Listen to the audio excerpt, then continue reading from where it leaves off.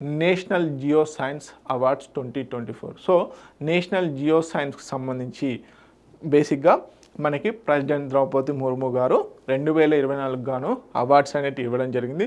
దాంట్లో ప్రధానంగా life time achievement awards, ఇలాంటి అవార్డ్స్ ప్రధానంగా అడిగే ఛాన్సెస్ ఉన్నాయి. సో ఎవరెవరికి ఈ అవార్డ్స్ వచ్చాయి, అదేవిధంగా ఏ రోజున ప్రజెంట్ చేశారు అనేటి డీటెయిల్స్ చూద్దాం. ఓకే, సో సెప్టెంబర్ 26, 2025 రోజున రాష్ట్రపతి భవన్ కల్చరల్ సెంటర్లో మనకి ఈ జియో సైన్స్ అవార్డ్స్ అనేవి ఇవ్వడం జరిగింది.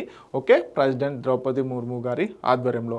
సో ఈ Jio science, national geo science awards ఎవరు ఇస్తున్నారు అంటే మినిస్ట్రీ ఆఫ్ మైన్స్ 1966 నుంచి 1966 నుంచి ఈ అవార్డ్స్ అనేవి ఇవ్వడం జరుగుతుంది.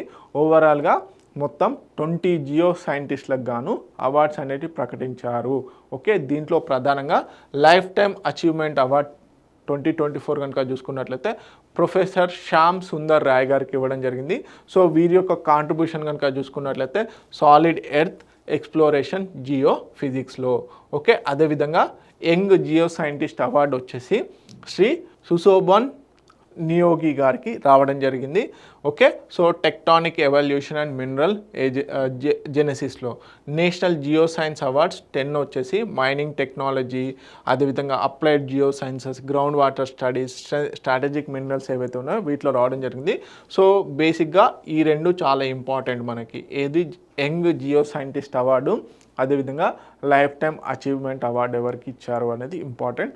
Okay, so national geo science award ఎవరు ప్రదానం చేశారు అంటే ప్రెసిడెంట్ ద్రౌపది ముర్ము.